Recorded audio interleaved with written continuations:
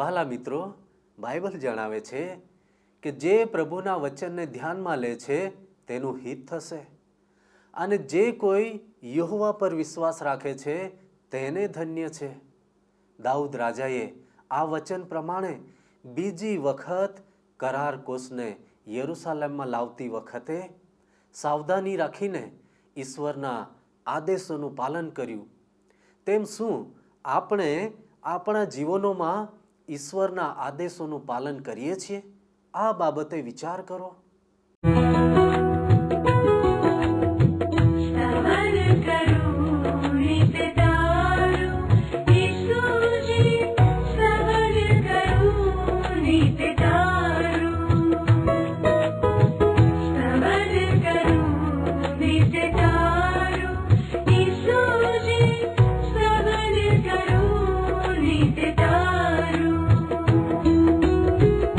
आज सवारे साध सुनी तो महिमा करूं प्रभु तारो, महिमा करूं प्रभु तारो, स्तवन करूं नित तारो.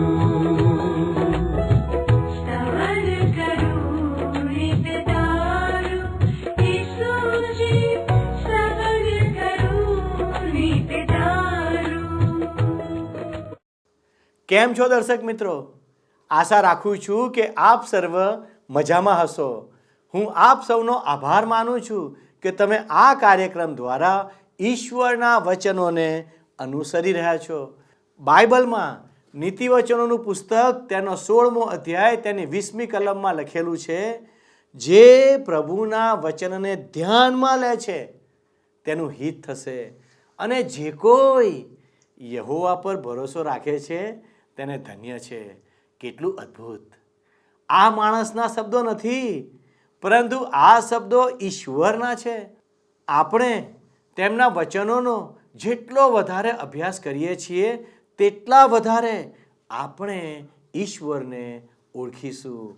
દાઉદ રાજા પણ આપણા જેવા જ પાપી સ્વભાવ સાથે જન્મ્યા હતા, અને તેમણે ભૂલો કરી હતી, પરંતુ તેમણે પોતાની ભૂલોને કબૂલ કરી.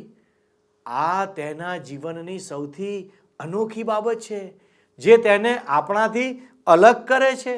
તે પોતાની ભૂલોનો સ્વીકાર કરીને નમ્રતા સાથે પસ્તાવો કરે છે અને ઈશ્વરની સજા સ્વીકારે છે. તેથી ઈશ્વર તેના પર દયા કરે છે.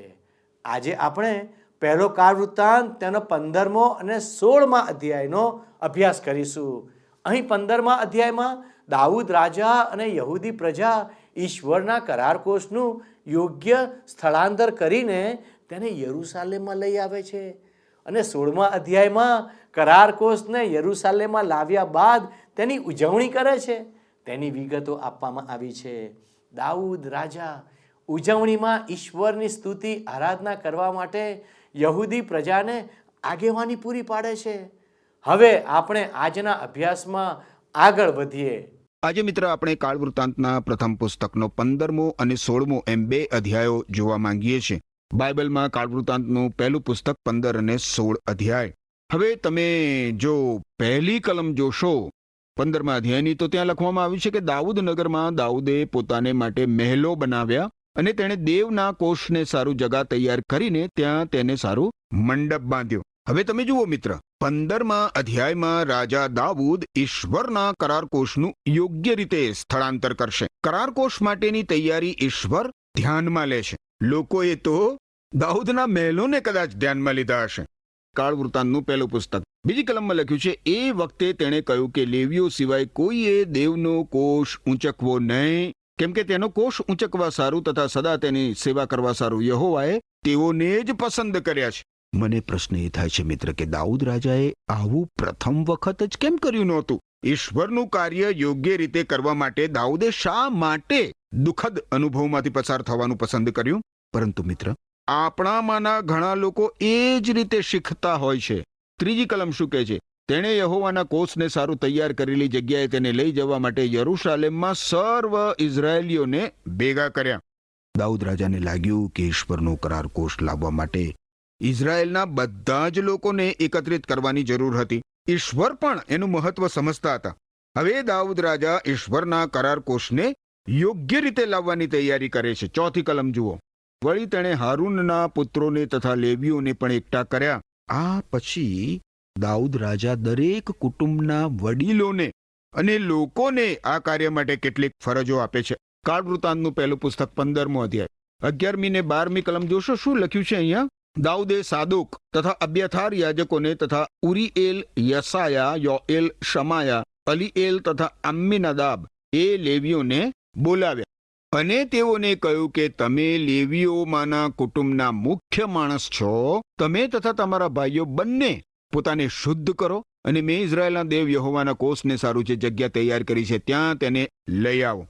દાઉદ રાજાએ ઈશ્વરના કરાર કોષ માટે એક જગ્યા તૈયાર કરી હતી, પણ એ જગ્યા ખરેખર ક્યાં હતી એ કહેવામાં આવ્યું નથી.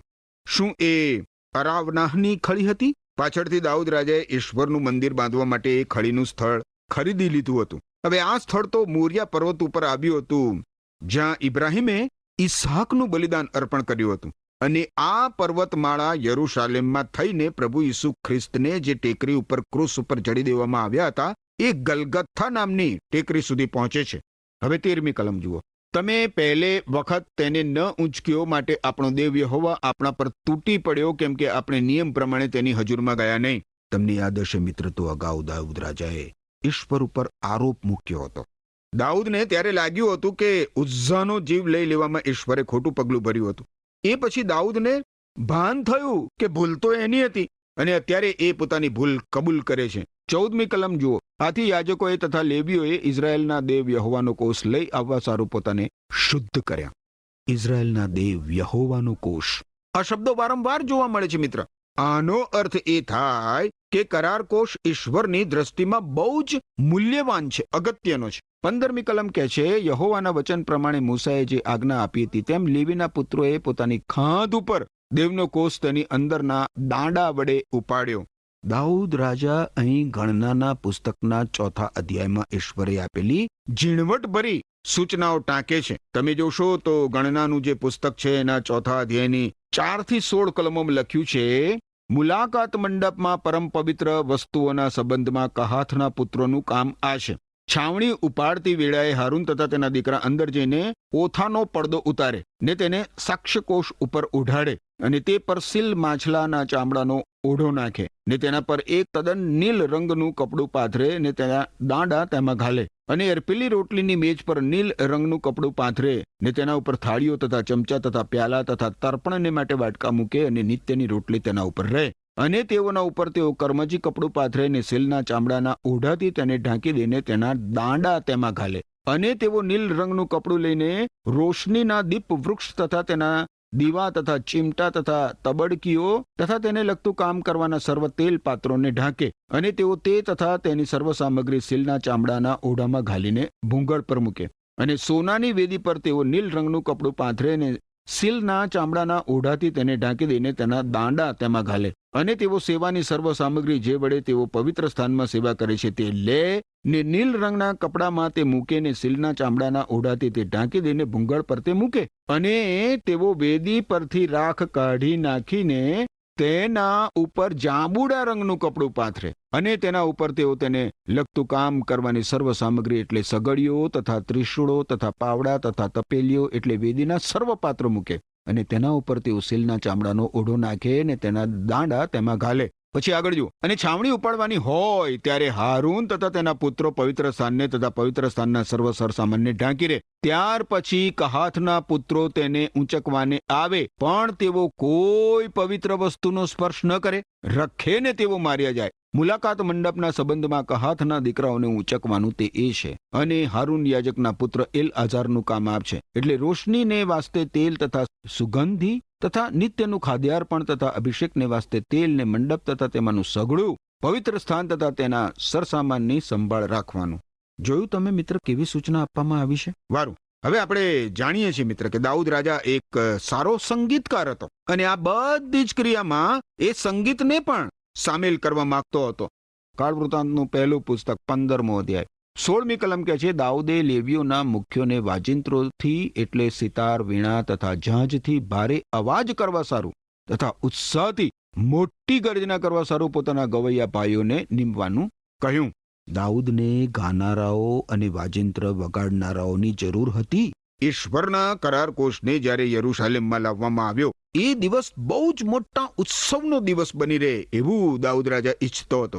યરુશાલેમમાં દાઉદના આગમનનો આ સર્વોચ્ચ સમય હતો મિત્ર. અને આ બધા પ્રસંગમાં, આ સર્વ બાબતોમાં ઈશ્વર જે આત્મિક બાબત છે એના ઉપર ભાર મૂકે છે. 25મી કલમ જોશો, કાળ વૃત્તાંતનું પહેલું પુસ્તક 15મો અધ્યાય. તે પછી દાઉદ તથા ઇઝરાયેલના વડીલો અને સહસ્ત્રાધિપતિઓ આનંદથી ઓબેદ અદોમના ઘરમાંથી યહોવાનો કરાર કોષ લઈ આવવા ગયા. ખરેખર આ એક મહાન દિવસ હતો. 26મી કલમ, જ્યારે દેવે યહોવાનો કરાર કોષ ઊંચકનારા લેવીઓને સહાય કરી ત્યારે તેઓએ 7 બળદો તથા 7 ઘેટાનું બલિદાન આપ્યું. આ બધા જ બલિદાનો એ તો પ્રભુ ઈસુ ખ્રિસ્ત તરફ અંગુલી નિર્દેશ કરતા હતા મિત્ર. 27 અને 28 કલમોમાં લખ્યું છે, દાઉદ કોષ ઊંચકનારા સર્વ લેવીઓ, ગવૈયાઓ તથા ગવૈયાઓના ઉસ્તાદ કનાન્યા પોતાના પૂરા બળથી નાચતા હતા. દાઉદે શણનો એફોદ પહેરેલો હતો અને સર્વ ઇઝરાયેલીઓ યહોવાના કરાર કોષને હર્ષનાદ કરતા શરણાય, રણશિંગડા, ઝાંઝ, સિતાર તથા વીણા વગાડી મોટી ગર્જના કરતા લઈ આવ્યા. ખરેખર આ કેટલો બધો મહાન ઉત્સવનો દિવસ હતો. હવે મિત્ર આપણને જોવા મળશે કે કરાર કોષને યરુશાલેમમાં લાવવા ઉત્સવમાં દરેક વ્યક્તિ દાઉદ રાજા સાથે સહમત હતી એવું નથી. 29મી કલમ જુઓ, જ્યારે યહોવાનો કરાર કોષ દાઉદનગરમાં આણવામાં આવ્યો ત્યારે શાઉલની પુત્રી મિખાલે બારીમાંથી ડોક્યું કરીને દાઉદ રાજાને કૂદતો તથા ઉત્સવ કરતો જોયો. તેથી તેણે પોતાના મનમાં તેનો તિરસ્કાર કર્યો. જો આ મિખાલ એ શાઉલ રાજાની દીકરી હતી અને દાઉદ રાજાની પ્રથમ પત્ની હતી. ઈશ્વરની સેવા કરવામાં દાઉદનો આનંદ અને ઉત્સાહ આ મિખાલે જોયો અને મિખાલે શું કર્યું? પોતાના હૃદયમાં વિચાર કર્યો કે આ દાઉદ ધર્મપાલનમાં ગાંડ પણ કરે છે. આજે મિત્ર, દાઉદ રાજા જેવી વ્યક્તિની કેટલી બધી જરૂર છે. ઈશ્વરના લોકોના હૃદયની અંદર આત્મિક આનંદની નદી વહેતી હોય એ કેટલું બધું જરૂરી છે. આપણે જોઈશું તો ઈશ્વરનો કરાર કોષ એના સ્થાનમાં સ્થાપિત કરવામાં આવે છે. 16મા અધ્યાયમાં આપણને જોવા મળશે મિત્ર કે દાઉદે જે મંડપ તૈયાર કર્યો હતો એમાં ઈશ્વરનો કોષ મૂકવામાં આવે છે અને દાઉદ રાજા એની યોગ્ય સાર સંભાળ માટે વ્યવસ્થા પણ કરે છે.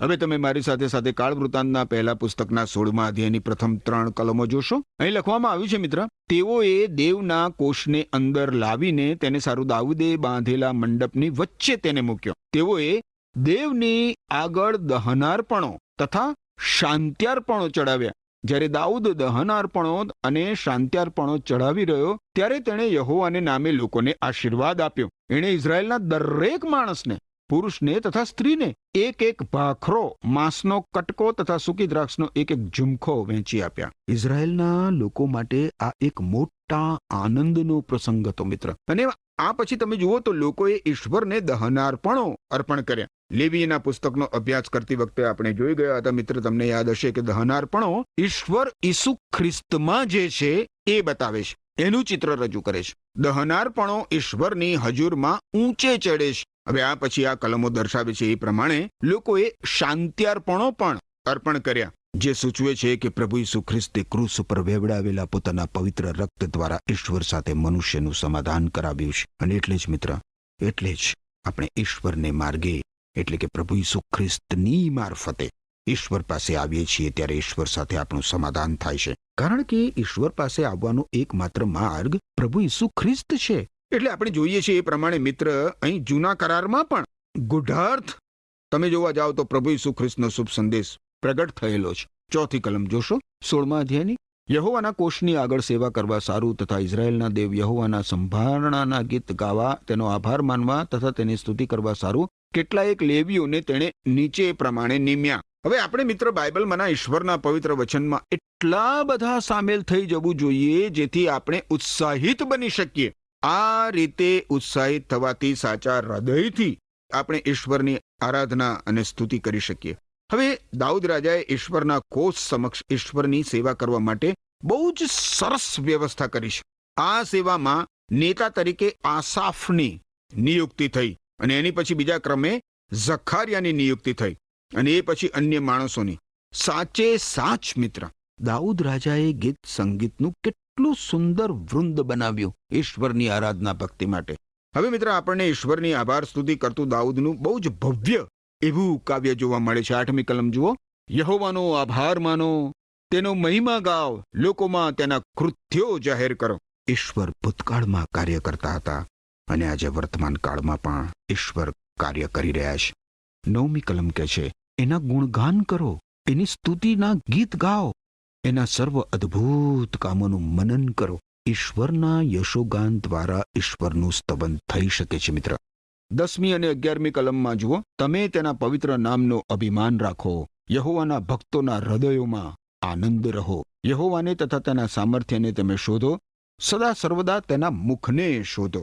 યાકૂબે લખેલો પત્ર છે નવા કરારના વિભાગમાં, એના 4થા અધ્યાયની 8મી કલમમાં કહે છે કે ઈશ્વરની પાસે આવો એટલે ઈશ્વર તમારી પાસે આવશે. ઓ પાપીઓ, તમારા હાથ શુદ્ધ કરો, ઓ દંભીઓ, તમારા હૃદય શુદ્ધ કરો. દુઃખી થાવ, વિલાપ કરો ને રુદન કરો. શાના માટે? ઈશ્વર તમને ક્ષમા આપે એ માટે મિત્ર. 11મી કલમમાં કહેવામાં આવ્યું છે એ પ્રમાણે સતત ઈશ્વરના સામર્થ્યને અને સદા સર્વદા ઈશ્વરના મુખને શોધવાની જરૂર રહે છે મિત્ર. શું તમે ઈશ્વરના મુખને સદા સર્વદા શોધો છો ખરા? વારું, આપણે હવે આગળ વધીએ અને કાળવૃત્તાંતનું પહેલું પુસ્તક 42મી કલમ 16મા અધ્યાયની. તેઓને મોટેથી વગાડવા સારું રણશિંગડા, ઝાંઝ તથા દેવના ગીતોને માટે વાજિંત્રો આપવામાં આવ્યા અને યદુથુનના પુત્રોને દ્વારપાળ તરીકે નિમવામાં આવ્યા. દાઉદ રાજા ઈશ્વરના અદ્ભુત સર્જન તરફ આપણું ધ્યાન ખેંચે છે મિત્ર. ઈશ્વરના અદ્ભુત કૃત્ય તરફ આપણું ધ્યાન ખેંચે છે. જુઓ 13મી અને 14મી કલમ. હે તેના સેવક ઇઝરાયેલના સંતાન, હે યાકૂબના પુત્રો, તેના પસંદ કરેલા, તેમને તમે યાદ રાખો. તે આપણો દેવ યહોવા છે, તેની સત્તા આખી પૃથ્વી પર છે. હવે એ સમયે ઈશ્વરે આખી પૃથ્વી ઉપર પોતાનો ન્યાય ચુકાદો મૂક્યો હતો. ઈશ્વર આજે પણ મિત્ર એ જ પ્રમાણે કરે છે. મનુષ્ય જીવનમાં આજે પણ ઈશ્વરનો હાથ ફરી રહ્યો છે. મને ખબર છે મિત્ર કે શૈતાન આ દુનિયાનો દેવ છે અને હું જાણું છું મિત્ર કે ઈશ્વરે વર્તમાન યુગમાં શૈતાનને કેટલીક છૂટછાટ આપી છે અને મોટા વિપત્તિ કાળ દરમિયાન ઈશ્વરે એને છૂટો દોર આપી દેવાના છે. પરંતુ આનો અર્થ કંઈ એવો નથી થતો કે ઈશ્વરના હાથમાં અંકુશ નથી. ના, અંત સમયે ઈશ્વર શૈતાનનો અને તેના કાર્યનો સંપૂર્ણપણે નાશ કરશે, સંપૂર્ણપણે અંત લાવી દેશે, કારણ કે ઈશ્વર ન્યાયના ઈશ્વર છે. 15 થી 17 કલમો જુઓ તો લખ્યું છે, તેનો કરાર તમે સદા કાળ યાદ રાખો, એટલે હજારો પેઢીઓ સુધી કાયમ રાખવાનું જે વચન તેણે આપ્યું. ઇબ્રાહીમની સાથે જે કરાર તેણે કર્યો અને ઇઝાયકની સાથે જે પ્રતિજ્ઞા તેણે લીધી, એ જ વચન યાકૂબને સારું નિયમ તરીકે અને ઇઝરાયેલને માટે સદાકાળના કરાર તરીકે સ્થાપ્યો. યાદ રાખો મિત્ર, ઈશ્વરના કરારો હજી આજે પણ એટલા જ અગત્યના છે. ઈશ્વરે ઇબ્રાહીમ સાથે કરાર કર્યો અને તેનું પાલન પણ કર્યું, અને એ જ રીતે ઈશ્વરે ઇબ્રાહીમની સાથે કરાર કર્યો, એ જ રીતે ઈશ્વરે આપણી સાથે પણ કરાર કર્યો છે મિત્ર. જે રીતે ઈશ્વરે ઇબ્રાહીમની સાથે કરાર કર્યો એ જ રીતે ઈશ્વરે આપણી સાથે પણ કરાર કર્યો છે. પ્રભુ ઈસુ ખ્રિસ્તમાં સર્વ પ્રકારના ઈશ્વરે આપણી સાથે કરાર કર્યો છે આત્મિક આશીર્વાદો આપવાનો. ખેર, આગળ વધીએ 18 થી 22 કલમ જોઈએ. તેણે કહ્યું કે આ કનાન દેશ હું તને આપીશ તે તારા વારસાનો ભાગ થશે. તે વખતે તમે સંખ્યામાં થોડા જ, હા છેક થોડા જ, ને વળી તેમાં મુસાફર હતા. તેઓ એક દેશથી બીજે દેશ, એક રાજ્યમાંથી બીજા રાજ્યમાં ફર્યા કરતા હતા. તેણે તેઓ પર કોઈને જુલમ કરવા દીધો નહીં. હા, તેમને લીધે તેણે રાજાઓને શિક્ષા કરી, એમ કહીને કે મારા અભિષિક્તોને અડશો નહીં અને મારા પ્રબોધકોને ઉપદ્રવ કરશો નહીં. ઇઝરાયેલ લોકોના પિતૃઓની હિલચાલ ઉપર તમે જુઓ, ઈશ્વરનો સુરક્ષા કરનાર હાથ સતત રહેતો હતો. 23 થી 25 કલમ શું કહે છે? હે સર્વ પૃથ્વીવાસીઓ, યહોવાના ગુણગાન કરો, દિન પ્રતિદિન તેનો વિજય પ્રગટ કરો, વિદેશીઓમાં તેનો મહિમા, સર્વ લોકોમાં તેના ચમત્કારો જાહેર કરો. કેમ કે યહોવા મોટો તથા ઘણો સ્તુત્ય છે, વળી સર્વ દેવો કરતા તે ભયાસ્પદ છે. આજે સમગ્ર સૃષ્ટિ ઉદ્ધાર પામવા માટે કેવી વેદના ભોગવી રહી છે, કણસી રહી છે. એક દિવસ આવી રહ્યો છે મિત્ર, એક દિવસ કે જ્યારે સમગ્ર સૃષ્ટિનો ઉદ્ધાર થશે, અને ત્યારે મિત્ર આપણને જે સંગીત સાંભળવાનું મળશે ને, એ સંગીત તો આપણે જીવનમાં ક્યારેય સાંભળ્યું નહીં હોય. 26મી કલમ કહે છે, કેમ કે લોકોના સર્વ દેવો મૂર્તિઓ જ છે, પણ યહોવાએ તો આકાશો બનાવ્યા. હવે મૂર્તિ શબ્દમાં મૂળ હિબ્રુ ભાષામાં વપરાયેલો શબ્દ એલિલ્સ છે, જેનો અર્થ થાય જે નથી તે.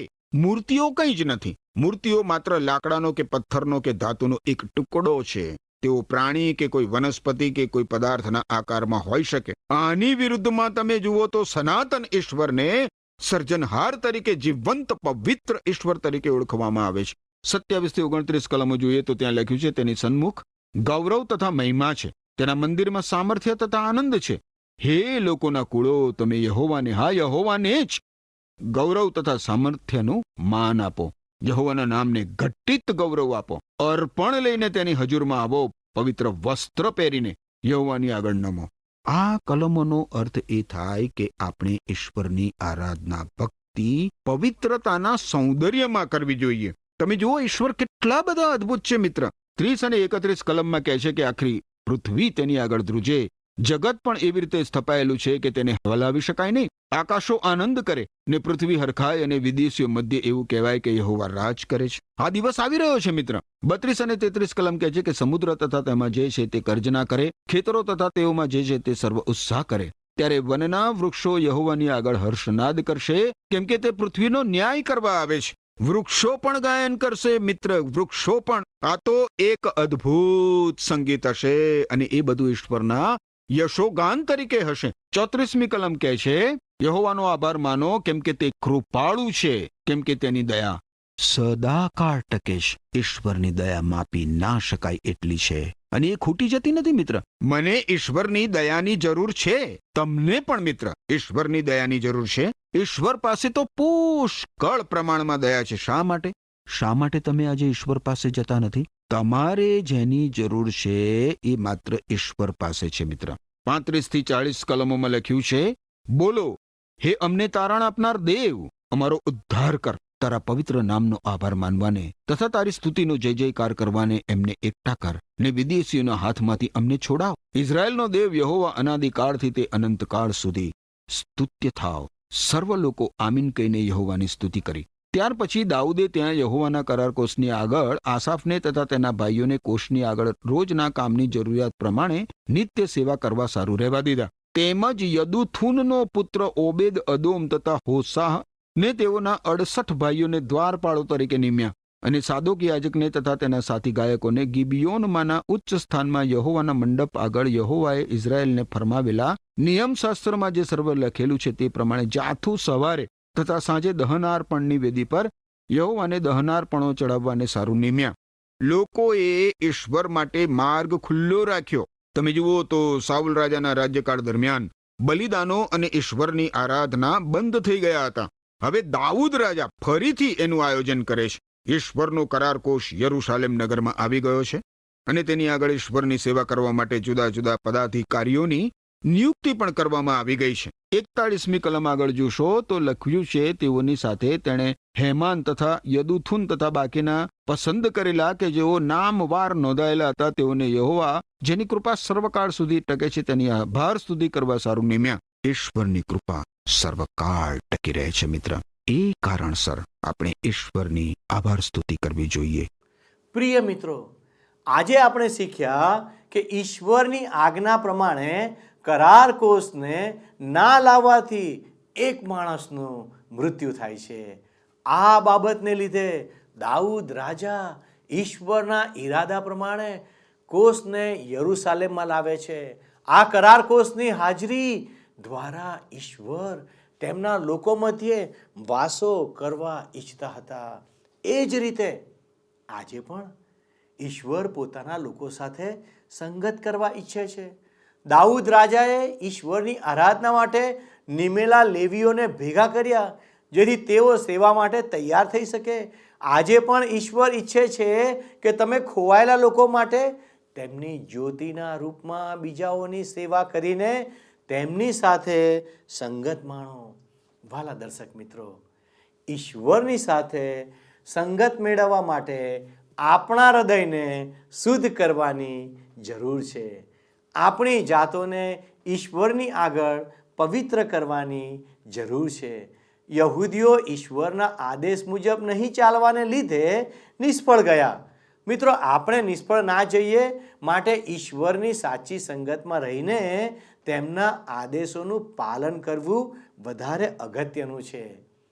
ઈશ્વરની પવિત્ર હાજરીમાં રહેવાની તક આપણે ઝડપી લઈએ અને ઈશ્વરની સ્તુતિ કરીએ. દાઉદ રાજા ઈશ્વરની હાજરીમાં રહેવાની તક માટે બહુ ખુશ હતો.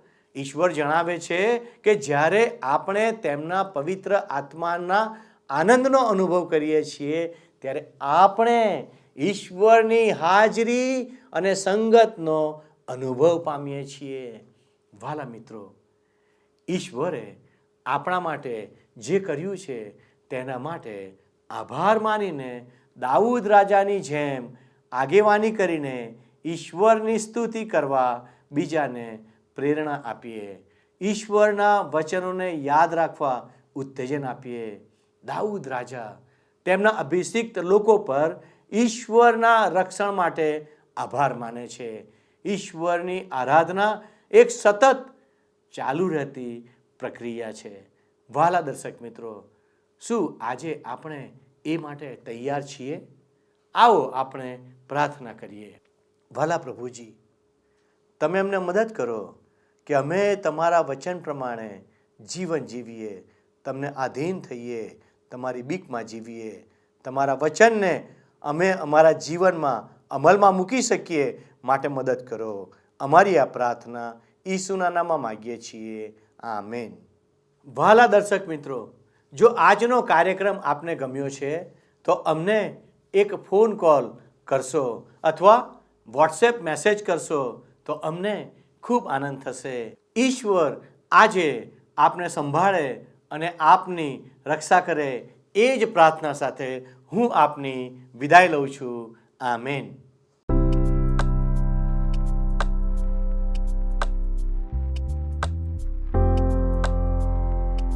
મિત્રો, ગત પ્રશ્નોનો જવાબ છે સરદારોની.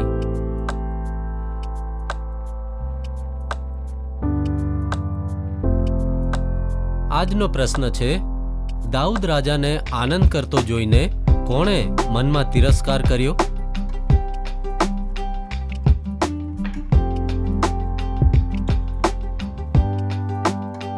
જવાબ આપેલ સ્ક્રીન પર દર્શાવેલ વોટ્સએપ નંબર પર આપવાનો રહેશે.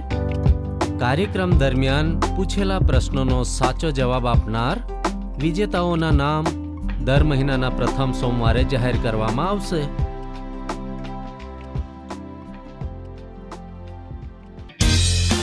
શું તમને આ કાર્યક્રમ ગમ્યો? અત્યારે જ અમને મિસ કોલ કરો.